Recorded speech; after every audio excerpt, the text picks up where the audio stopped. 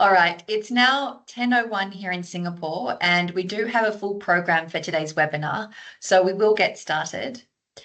Please note that this webinar is being recorded. Hello and welcome. My name is Naomi Vowles, and I'm one of the directors of Giveable. We're an AI and data platform that automates due diligence of supplier ESG assessment. Welcome to our Insights with Impact webinar series.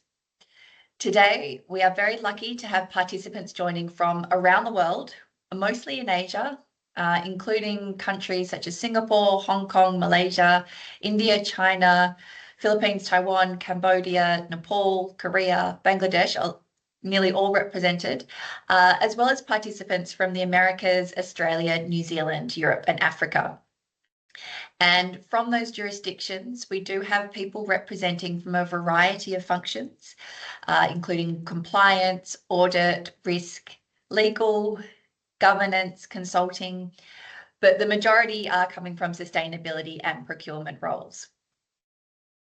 So I'm sure everyone would agree we have a very great cross-section of participants joining us today. Equally, we have an incredible group of experts to discuss today's topic, and it is my absolute pleasure to introduce them. From the Mekong Club, we have CEO Matt Friedman. For those not yet familiar with the work of the Mekong Club, it's an organisation of Hong Kong's leading businesses that have come together to help end all forms of modern slavery. We're delighted to have Matt on the panel today as an international human trafficking expert with over 30 years' experience working with USAID and the United Nations in over 40 countries. He has been a technical advisor to governments, international organisations and corporates working to eliminate all forms of modern slavery, and he's also the author of 15 books on the topic. From the UN Global Compact Network Singapore, we have Deputy Director of Sustainability and Capability Building, Su Meng Chan. Su Meng leads the work on developing and curating training, partnerships, thought leadership publications, and conversations across the public and private sectors to promote sustainability action. From Unchained Solutions, we have CEO Dr. Stephen Morse. Unchained Solutions is a facilitation and advisory firm that works with companies to improve their ESG reporting and CSR commitments, with a special focus on enabling organisations to comply with the Australian Commonwealth and New South Wales Modern Slavery Acts.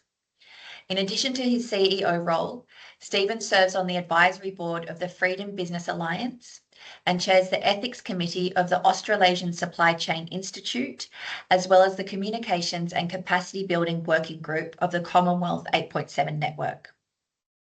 And rounding out our panel from Williams-Sonoma, we have Sammy Ho Dumas. Sammy is the Director of Social Impact and Sustainability, who works with leadership teams across the business to achieve the company's 2030 goal of purchasing at least 75% of products from suppliers who offer worker wellbeing programs. She's a CSR and sustainability practitioner with over 20 years' experience working at companies such as Target, CNA, Abercrombie & Fitch, and American Eagle Outfitters. Welcome, Matt, Su Meng, Stephen, and Sammy. We are absolutely delighted to have you join us today. Now, for today's webinar, we'll start with a state of play recap to set the scene. We'll then have some questions for our panelists before opening it up to questions from the audience.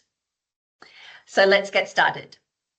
Our topic for today is the impact of supply chain regulation on Asian businesses, focusing on the S in ESG. There are a number of categories or issues that fit within the S, including social impact, diversity, equity and inclusion, community engagement. And a key element of this social piece is also human rights. And this is the topic that will be the focus of our discussion today. Management of human rights risks, both from an operational and supply chain perspective, has increasingly been seen as a key business risk by investors and other stakeholders. Reported by the Asia Foundation, there has been an observable increase in civil society activism in Asia targeting human rights performance. Coupled with this, there has been a wave of regulatory developments in this space, which you will hear about shortly, that have implications for companies in those jurisdictions and the suppliers that they buy from. These regulations will and are bringing greater scrutiny on companies' human rights practices. The consequences from failing to manage human rights risks can be significant from a social, reputational, and financial perspective. However, there are practical steps that your company can take, whether as a buyer or a supplier, to manage these risks, and we will cover some of these today.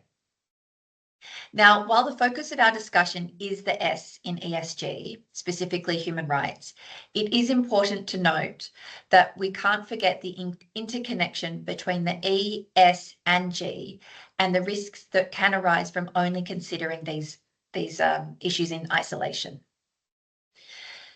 Before we get started into our panel discussion, we are keen to get a sense of where our audience members are in relation to managing human rights risks. So we do have a short Slido poll. Now it's just come up on screen now, and I believe all you have to do is either scan the QR code or follow the link in the chat to submit your response. Now, it would be absolutely fantastic to get everyone in the audience to participate because it will help inform me and our panelists in shaping some of the discussion today. So the question we have is, where is your organisation at in managing human rights risks? And the responses are, we're taking action but have more to do, we're just beginning, we haven't started yet, or we're well advanced. Okay, so it looks like for many of you on the call, you're starting to you have taken action, but there is some more to do. So that's a great place to start. And as I mentioned for the panel, it'd be great to keep this in mind throughout our discussion today, especially when we come to the questions around practical steps, actions, and decision making. So now let's get into the panel discussion. And I'd like to start with what will probably seem like a simple question, but in reality is quite complex. Matt, keeping in mind that we have participants from a wide variety of industries today, can you explain, when we talk about human rights risk, what does this actually mean, and what does this actually look like in an organisation? Thank you very much for the question and the opportunity to be here today. I'll talk about this from the perspective of what we do at the Mekong Club. We work with private sector companies, and we focus on a variety of human rights risks, including modern slavery, human trafficking, forced labor, child labor, et cetera, et cetera. These are issues related to human trafficking or human rights that are specifically related to labor. Now, when we're talking about what we're looking at here, let's give an example. For example, manufacturers are concerned about their supply chains. There could be exploitative labor within sweatshops and so forth. Banks are concerned because if any of the $236 billion that's generated from modern slavery gets into a bank, it's money laundering and they could be fined. Or it could be hospitality. You have construction, you have third-party contractors, you have commodities that are bought that could be fraught by modern slavery and human trafficking, like seafood and so forth, and you have sex trafficking. And so what kind of organizations are looking to do is to identify in these businesses if any of the 11 ILO indicators of modern slavery are in play. And I'll just give you a couple of examples. One would be if a passport is taken by a company and held. And the reason why this is an indicator of modern slavery is because if the passport isn't with the worker, they can't leave. Or if a worker actually pays for their job. At present times, there are restrictions within the manufacturing world of working with factories that have indebtedness associated with workers or contract substitution. Those are just a couple of the examples of what we're talking about when we talk about human rights associated with modern slavery in this sector. Fantastic. Thanks, Matt. And I guess you've covered it a little bit already, mentioning some industries like construction, manufacturing, banking. Are there particular sectors in the Asian context that present a higher risk to modern slavery and human rights violations? Well, let's just first start with the statistics. Is 50 million people in modern slavery, 27 million in forced labor, and 55% of them are in Asia. Basically for two reasons. Number one, you have a lot of Asian people. You have China, 1.4 billion, India, 1.4 billion. Then you have Japan, Pakistan, Indonesia. All those countries have large population sizes. In addition to this, you have feudal systems that have been in place in these countries for generations that have never been completely dismantled. At the same time, when you look at forced labor, about 82% of forced labor is associated with the private sector. You have supply chains, you have financial interactions and so forth. And so in Asia, related to the private sector, you have a large number of people who are associated with modern slavery and human trafficking. Yep. Fantastic. If we could just drill down a little bit more, are there particular commodities that we should be more aware of, or more sectors that when we're dealing with them in our procurement practices be more heightened to, or have more awareness around modern slavery risks? Yeah, basically the ILO puts out a list of commodities that are targeted to geographical locations. It includes everything from beer and coconuts and palm oil to many other items. The Department of Labor in the United States puts out something similar. If an organization seeks to exploit somebody and they have the opportunity to do so, they will. So it's not like there's any one sector that's more kind of concerning than others. Just about every industry has the potential to have modern slavery associated with it. And so we have to be concerned about all commodities. And that's why it's really important when auditors are looking at supply chains, they don't stop at tier 1, which is the highest level of the supply chain, that they go down to tier 2 and 3 and other lower levels to ensure that, for the most part, that the supply chains are free of modern slavery. Yeah, I think that's a great point, Matt, that modern slavery is typically had a focus in certain industries like manufacturing and textiles, but it is important, and particularly for the wide representation of industries on the call today, to note that it is pervasive. It goes through all types of products and services, not just the ones that immediately come to mind. Now we're seeing a lot more. If I could just say one more thing about that, and that is that, just because you're in a country that has vulnerability because the laws aren't being covered or whatever, doesn't mean that that particular sector has an issue. You have, for example, palm oil in Malaysia that is perceived to be exploitative, and there's palm oil in Malaysia that's not. And so, again, we can't generalize to the fact that every single industry within a particular country is dangerous. Yep, exactly. Thank you. Now, we are seeing a lot more focus from investors, consumers, companies and regulators on human rights risks. Su-Meng, I'd like to get your views on whether these risks have actually increased, or are we now just becoming more aware of them? Yeah, hi. Thank you very much for having me here as well. And it's really nice to be a part of this panel. So I think it's a journey, and it's probably a bit of both, but in my opinion, I think it's more the latter, that we are increasingly becoming more aware, because sustainability is taught in schools, and Singapore government, for example, is putting so much emphasis on capability building for businesses. So that's increasing. And then there's also the customer requirements. But it's very complex, and it doesn't mean that there is deeper awareness of what human rights mean and their practical applications in different social contexts. So what is right to one may not necessarily be what is a right to one may not necessarily be the same in another. For example, when we look at Europe, people are born and bred into so many rights that it's inconceivable for different societies. And one of my students the other day was saying, when they looked at IKEA's sustainability report, they said oh, there's very little information about social in their report, whereas it's really heavy on governance and environment. So we all know that it's not that, like, in Europe there is like no social rights, because Europe is like, living and breathing social rights.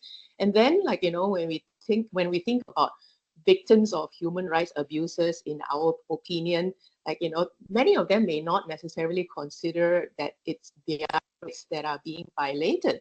So, for example, Matt had talked about passport retention, and some participant, or some people who have like had their passports retained, and this is like, a very big issue in this part of the world.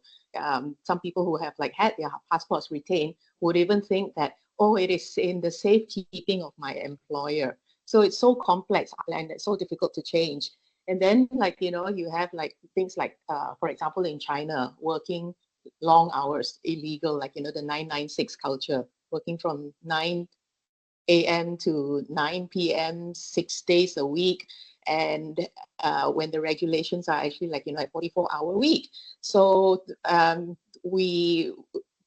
if like, for example, you have a factory and they're trying to promote this and like do legal, like, take on the legal hours, some of the employees might be unhappy and move on to the factory across the road, which is offering the illegal 996 working hours. So it's so complicated. And how do we actually, like, say what's right in one context, and like, I think a lot needs to be fixed before we can actually have a universal definition and understanding of like what is like human rights. But in Singapore, for example, human rights today are more immediately connected to labor rights, right? So we think about like, getting paid on time, getting minimum wage, which is and increasingly more like, towards living wage, which ILO defines as having a decent life, and like, paying people enough to have a decent life for work at regular hours, right? So yeah, I think like, it's a lot to think about. Yeah, absolutely. And I think one thing you mentioned was, regulation and rules in certain jurisdictions. And I think I'd like to focus on that for a moment, because it is often what drives companies and people into action. It's the stick. And over the last few years, examples out of the EU, we have seen the regulatory landscape evolve in relation to human rights legislation. We've seen the introduction of due diligence and reporting legislation, import bans, modern slavery reporting requirements. Now on screen, you'll see a snapshot of some of these regulations, which is by no means an exhaustive list. But Stephen, could you perhaps pull out some of the key pieces of regulation or legislation that deal with human rights risks that companies, particularly operating in the Asia region, should be aware of? Thanks, Naomi. It's great to be on the panel today. So, as you mentioned, over the last 15, 20 years, we've really seen the sort of translation from, say, soft directives and targets, say, in the UN Sustainable Development Goals or the UN Guiding Principles in business and human rights. And we're seeing them being translated into hard legislation, particularly particularly in North America and Europe, and then, as you can see there, in Australia and emerging in New Zealand. And as you can see on the screen, and we've sort of themed them, we've sort of grouped them into different types, but there's sort of there's commonalities really across all of these different types of legislation and regulations as they're emerging, and they all vary in strength and in terms of the kinds of entities and the size of entities that they're targeting. But if we were to sort of look through in terms of what they mean and implications for businesses in Asia, if we looked at, say, those that are framed around due diligence, this is really about making sure that organizations are sort of drilling down through their supply chains to make sure that those entities that are supplying to them do have the right kind of controls, the right kind of governance controls and risk management controls in place, that they're actually looking for good business practices, that there's some form of social compliance audits being undertaken, certifications, and different degrees of training. And I think in terms of the implications on the corporate side, so on those entities that are based in those jurisdictions, there are various legal consequences and the risk of fines for non-compliance. On the supply side, these regulations, there's the risk of expulsion from the supply chain. So part of that, the tension there is actually understanding these various legislations, and that's a piece of work that needs to be done to understand what are your obligations. So that if you are doing business, for example, with a company in Germany, which is one of the strongest pieces of legislation and one of the newest pieces of legislation, you need to understand what that means and what kind of mandate is being put on your corporate client. With the import bans, some jurisdictions, again, mainly in North America, the United States and Canada, and soon in the European Union. Here we have specific amendments to customs acts where the proof is in actually those who are wanting to import the product to demonstrate that those products aren't being made by forced labor.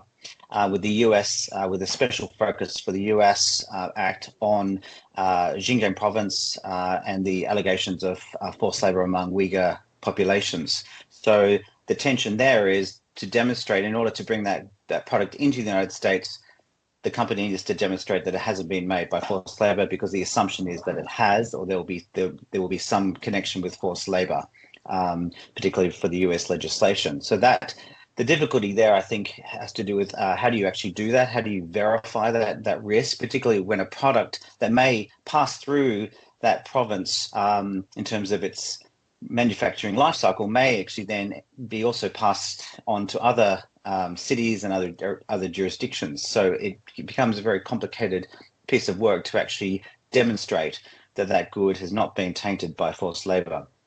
The other legislation you have there is under the rubric of modern slavery, which is a term which is not universally applied. It's an umbrella term for usually for the United Kingdom and the Australian legislations, and it includes, as Matt mentioned earlier, a range of human rights violations that relate to work. Here, these legislations, particularly the one in the UK, Australia, and the earliest one, which is the Transparency and Supply Chain Act of California, these are really about identifying risks and taking steps to address those risks.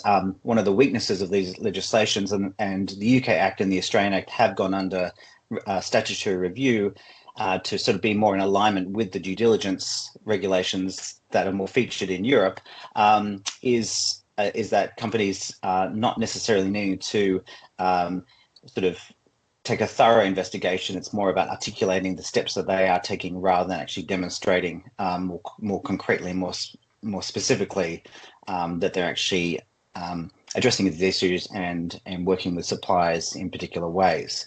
So in summary, and just coming back to your original point, yes, we are seeing a rise in legislation and different organizations of different sizes, and we're going to see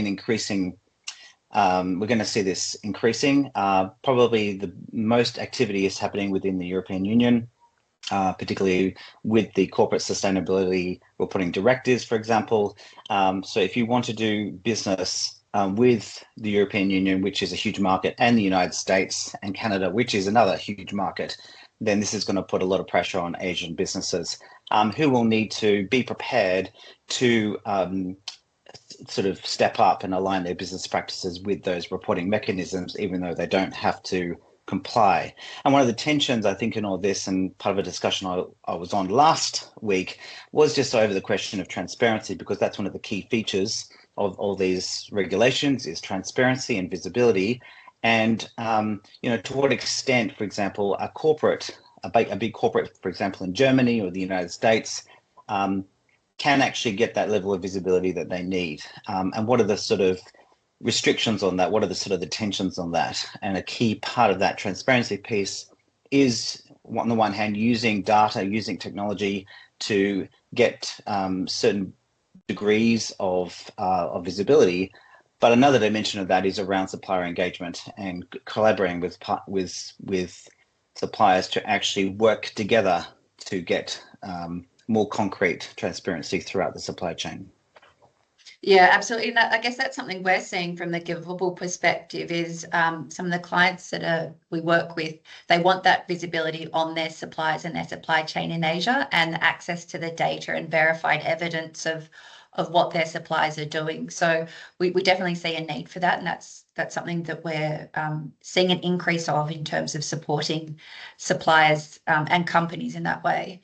Now, I'd really like to hear from a company's perspective on this. So, Sammy, could you share a little bit about the impact of human rights regulations on your company, Williams-Sonoma? And it would be really great to understand which of the regulations are most relevant to Williams-Sonoma as it operates in Asia. Right, thank you. Yeah, building on what you and Stephen said on legislation, I do agree that there is an increase in human rights legislation in the last several years.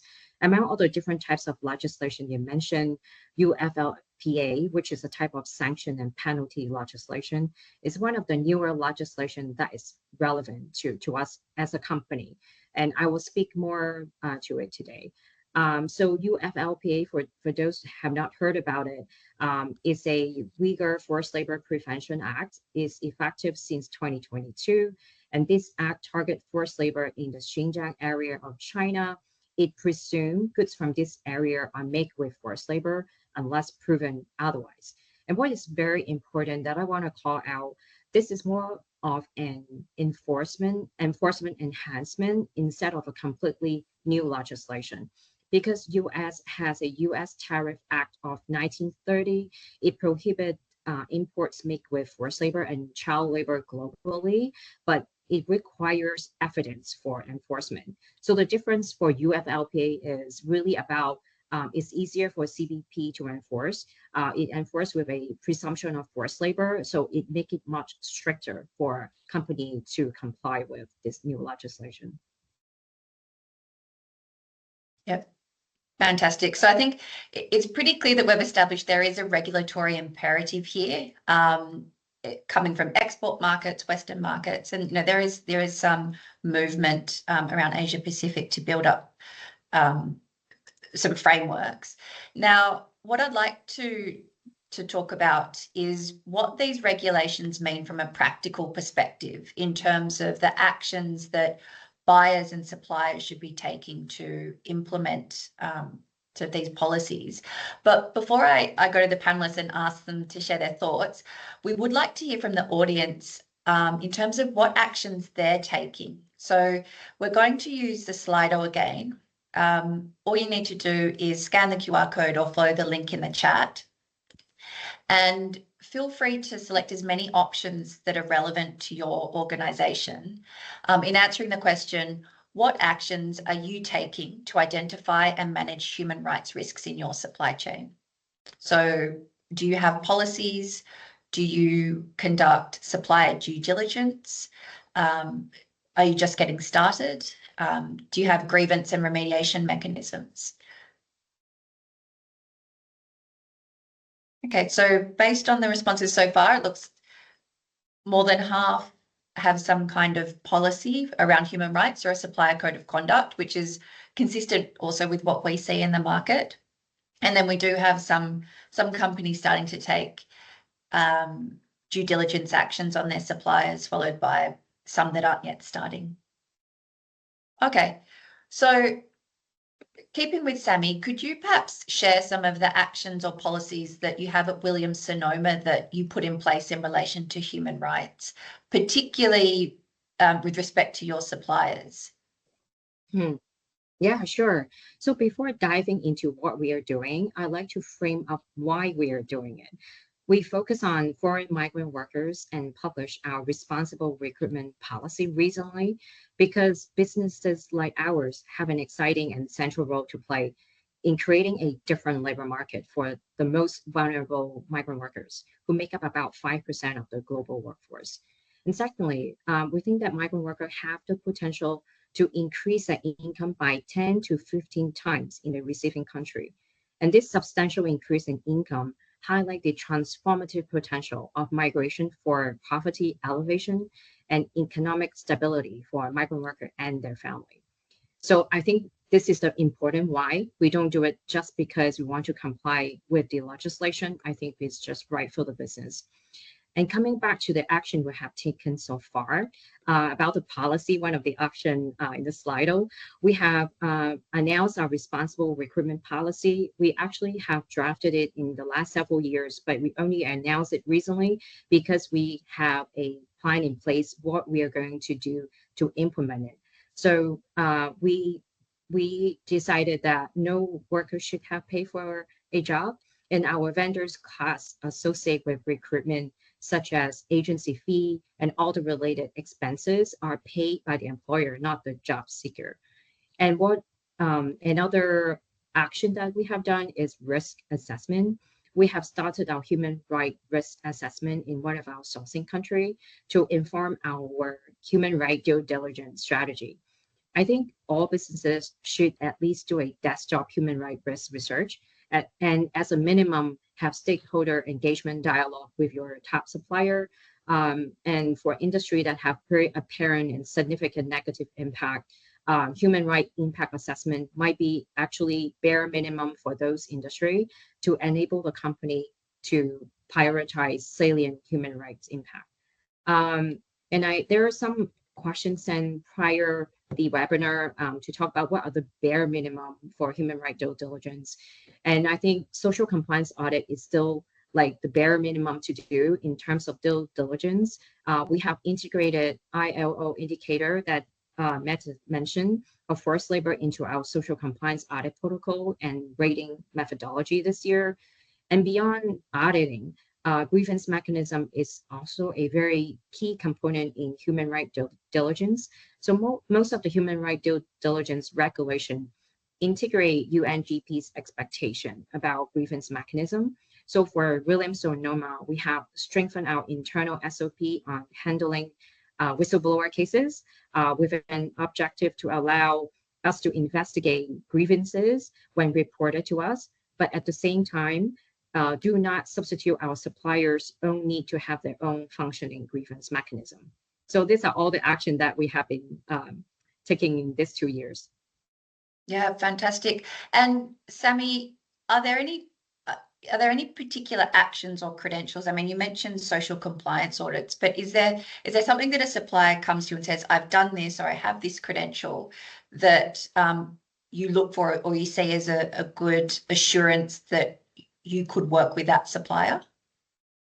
Right. Actually, there are a long list of things. So we have partnered with our audit firm and developed a traceability guidance for our vendor. So it describes what we see as minimum supply chain due diligence effort that our supplier need to do. So we expect our supplier to have new capability to map the upstream supply chain, trace all the key raw material they use. For us, it would be timber and cotton, disclose the upstream supplier to us. And when foreign migrant workers are hired, either hire them directly or start to trace all the recruitment agencies that are used in both labor sending and receiving countries. So if the traceability is a paper trail, which means it's not based on blockchain, so we have a recommendation of what type of documents are required to maintain to prove the chain of custody, where the goods are coming from. And of course, if a supplier is more sophisticated, our recommendation will be definitely looking at an alternative, which is blockchain solution or purchase traceable certified materials. And I think lastly, we communicate with our supplier. We expect them to conduct compliance audit at their upstream supplier all the way to the farm level or plantation level. So we do request them to provide all this compliance audit report to us as well to prove that there is some type of monitoring and oversight along the entire value chain. Okay, right. So quite comprehensive. is Yeah, what I'm getting for all of us. Yes. Yes. Okay. Now, I guess continuing on the lines of best practice and some of what Williams-Sonoma has in place, it would be great to hear from you, Sumeng, to understand or hear about some other successful strategies that you've seen companies take to manage human rights risks with their suppliers and in their supply chain.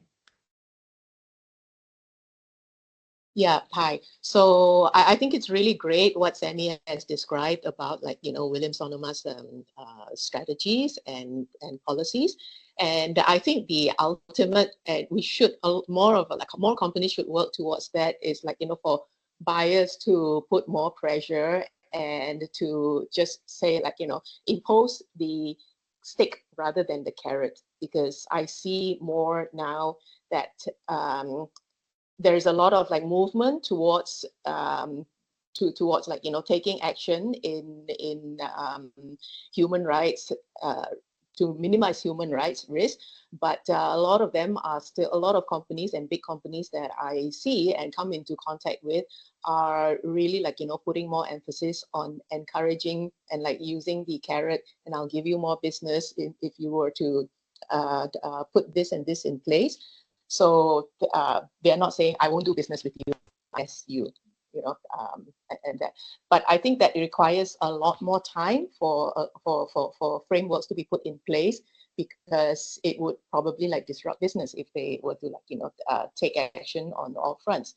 And I think like policies are really powerful, but only if there's resources in place to monitor the suppliers, such as like what Sammy has said, like having suppliers code of conduct in place. Yesterday, I was doing a training for one of the major supermarkets here, and they were also taking that opportunity to soft launch their supplier code of conduct for human rights risk. And they were very authentic and very honest, and they had said that it doesn't mean that we ourselves have reached that stage of where we want to be and asking you to be, but it's our journey as well, and we want you to come along with us. So that was heartening.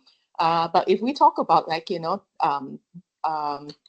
really having like so many policies in place, there needs to be the resources to keep up with these policies. And for example, like the Australian retailer Coles, they have so many like policies in place, but equally I think they also have like a lot of resources, and they do, I think, like hundreds of thousands of like site audits in a year. And this is all like because they are really like concerned about their reputation, and the board has high standards. They don't want like any PR fiascos and all that. So I guess like that may be one of the most sophisticated operations in APAC. But like some good strategies could be like especially for those who are beginning, and like would also be to join UNGC, putting a plug in for ourselves, because you have to do the communication on progress, and that helps to like set goals and keep intentions, and like report on your progress. But we also recently launched a very exciting program called Spark, and this is where all our big companies can sponsor their smaller like businesses, their supply chain, to undergo training without actually having to be members. So I think that's quite encouraging. But I also think that we really need to have like our own mindset shift and behavioral shift all up and down the value chain to bring about change management. So one of the things that like I wanted to talk about is also at UNGC, our human rights toolkit, and maybe Megan can share this in the chat. But very often I think we are guilty of the like actions that lead to abuse. So for example, like in this toolkit there are like a set of like 3 toolkits, and it talks about how we as buyers should stop like putting like last minute orders in, because that leads to like last minute production, and that leads to like things like maybe accidents in the workplace because of working too fast and working too carelessly to deliver, and the quality may not be all that good, right? So that's that don't do the just-in-time business, and it also educates the customers that cheapest is not necessarily the best options. So and in the long term, what is it that what outcome do we want? So and just moving up the or down the value chain as well. I think at the end user part, we need to exercise conscious consumption, right? Just the other day, I saw an ad on Google, and it showed a bling dresses, with a lot of feathers and a lot of rhinestones and gemstones, evening gowns, and it was selling for $7 Singapore. And that, I would say, this is very tempting, and our immediate impulse is to say oh, cheap, so let's just buy, right? So there needs to be education to for us to remind ourselves that would we buy something that is this price? How was it produced? So I think these are some. It's not just the suppliers issues, and we need to put into our strategy how to educate the consumers as well. And I think capability building plays a big part. It's very encouraging for me to see that a lot of our members and also non-members, big companies in Singapore, are actually organizing and asking us to conduct training for their suppliers. But it's not just having the suppliers pay for their own training. They are now asking the suppliers to attend, and they are paying for the training. So it's very encouraging. It's put your money where your mouth is.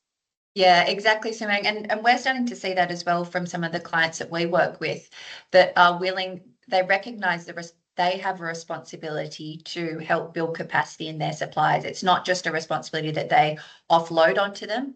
They're sharing that responsibility, whether it's through financial support or resource support. We're definitely seeing that sort of that mindset coming from the larger buyers as well. Now, as part of this webinar, we do want to give the audience some practical steps that organisations can take away and implement into their own organisations.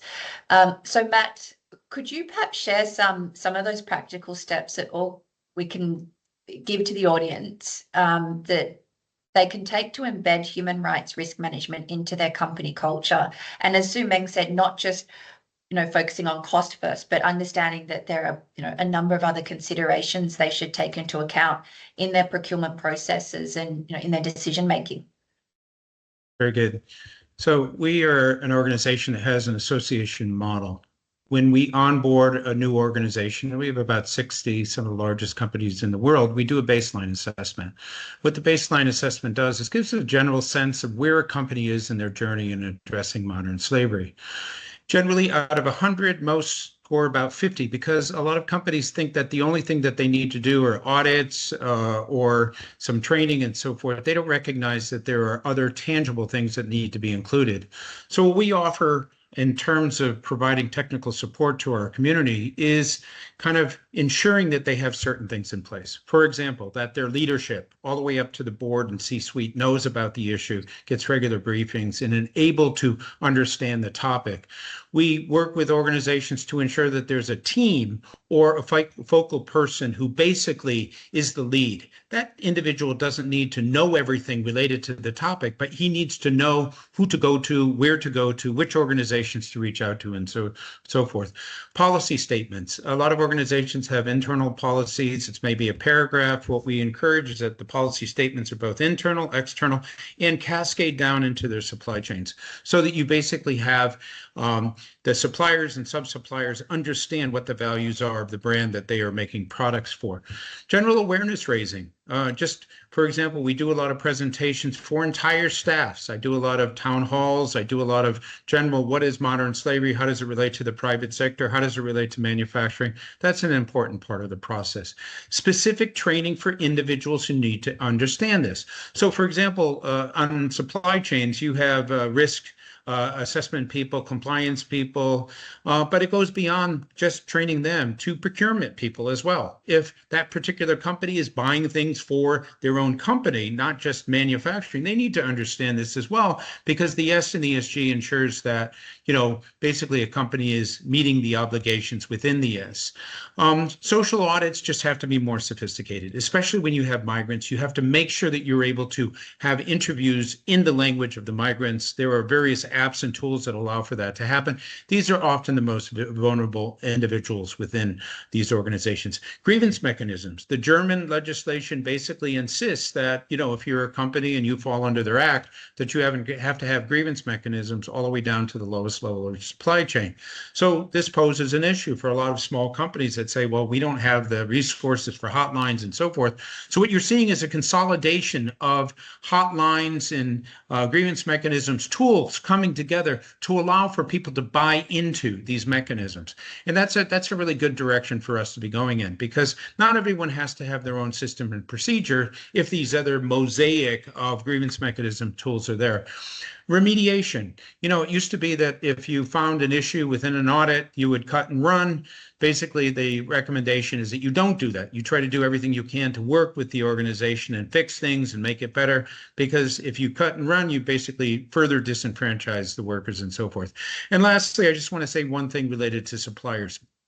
We spend a lot of time focusing on the brands and educating and inform them, but a lot of suppliers are the ones that are held responsible for these potential violations. But many of them don't know much about the topic. And I know this because I often have conversations with suppliers and I ask them questions and they're very shy about it. And eventually they come and say, well, we don't ask questions about this because it'll out the fact that we don't know as much as we need to know. But nobody's training us, nobody's coming to us and helping us to understand this. So training the suppliers in their language in a way that helps them to understand the relevance and the importance of this is an essential part of the process. I'll stop there. Yeah, absolutely. Thank you, Matt. I think you've covered a lot there. I'm just conscious of time, so we'll now move on to Q&A. And I've seen quite a few questions come through in the live Q&A, and we had some come through during the registration process. You can still add Q&A in the chat if you'd like. But to quickly get started, one that I'd like to ask Sammy is, what approach do you take to motivate your suppliers or require them to comply with your policies? Matt just mentioned, the cut and run sort of approach isn't working. Do you have other strategies that you can do to incentivize the suppliers to come on this journey with you? Yeah, I think we have to start with why, because we need to remind our supplier also the positive impact we can create when working on human rights due diligence and responsible recruitment policy, instead of stuck in the weed of doing something pure for compliance purpose. And then another thing, like Matt speak to, like the consolidation of hotline. And we also see that actually as a business, the entire upstream, it's not in our direct control. We can only influence or advocate for change. That's the same for our supplier. So we definitely see that our direct supplier may need to consolidate their upstream supplier in order to gain leverage for them to ensure compliance. So we definitely see that there will be exciting opportunity to unlock like level the playing field, raising the bar. And I think those businesses who are more progressive and respect human rights will stand a better chance to continue to operate and thrive in the future world. Yeah. Okay. Thanks, Sammy. And Stephen, one question that came through in the registration process is, when is enough? How far do companies go, and should they go when they're doing this due diligence?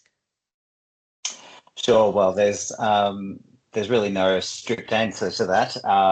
And it is a question that I often get asked with the companies that I work for, how long do we do this for? And it seems as though, the investment that's needed for human rights due diligence in relation to the broader ESG landscape could actually, be a considerable cost. And that cost needs to be weighed up by the business opportunities that will come. So is that people actually do conduct due diligence and put in the right business practices that will actually open up new markets. So we need to weigh up those costs with the business case that it will open up markets.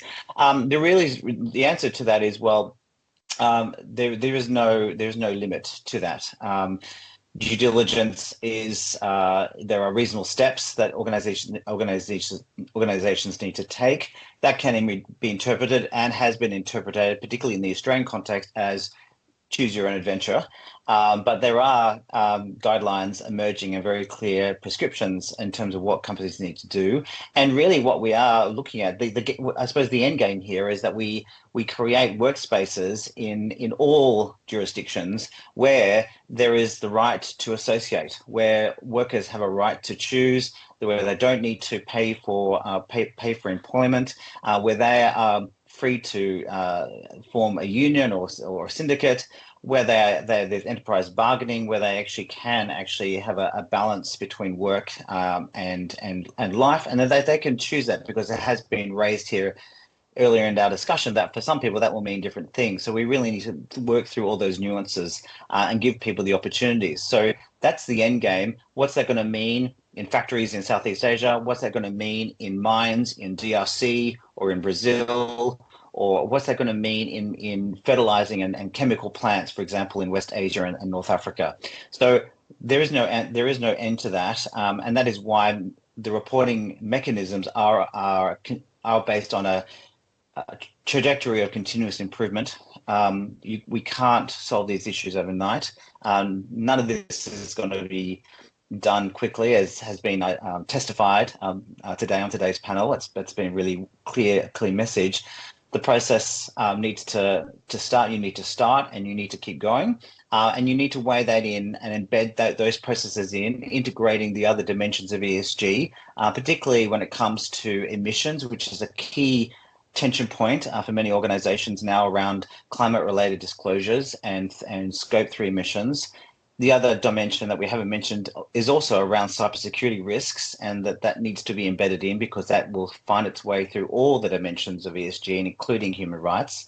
So we need to come up with a plan that fits within the business strategy, and then set the appropriate goals and the allocation of resources and the executive sponsorship that's needed for that, and set those targets. Think about where you want to be in terms of your business in the next 5 to 10 years, because it will take several years for you to actually make those kind of improvements and see them feed through not just your own operations, but also your entire value chain. So there is no end in that. How much is enough? Well, it's about making sure that your business and the value chain that's around that is thriving, that people are actually experiencing the types of freedoms that you would expect for yourself and your immediate workforce.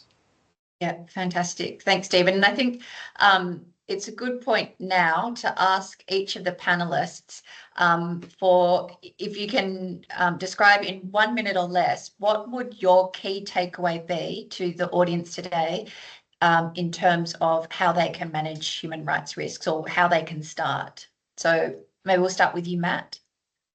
I think the first thing is for people to become aware of the changes that are taking place. There's an evolution of change that's occurring. So look into what the legislation is, look at what your organization is doing and not doing, and then figure out where do you identify the remedies in order to be able to address the topics that there are deficiencies within organizations. At the same time, also allow for that to happen down into your supply chain, not only in tier 1, but below that as well, to ensure that the entire supply chain has the means, the tools, the opportunities to be able to meet the human rights perspectives that are required. Fantastic. And Su-Meng, your key takeaway for the audience? I wanted to pull off a few sentences from what Stephen had said to really build on our own self-consciousness of how we want to be treated and apply that to the other as well. So basically, I think we have different somehow expectations when we move up and down our ecosystem and around our ecosystem, and we tend to think that, oh, okay, it's okay, unconsciously, unconscious bias, if you will, for suppliers to be maybe treated in a different way, have less expectations, and then for them to be able to for them to treat their own their own workers in a different way. I think all of us need to be aware that we want to be treated in the same, we want to treat others in the same way that we want to be treated ourselves, and that applies to what's in whichever role that we play. If we were going to be a factory worker in somebody's factory, how would we want to be treated? So that would be my main key, my main message. Absolutely. I mean, that's good life advice as well, I think. Stephen, what's your takeaway? Sure.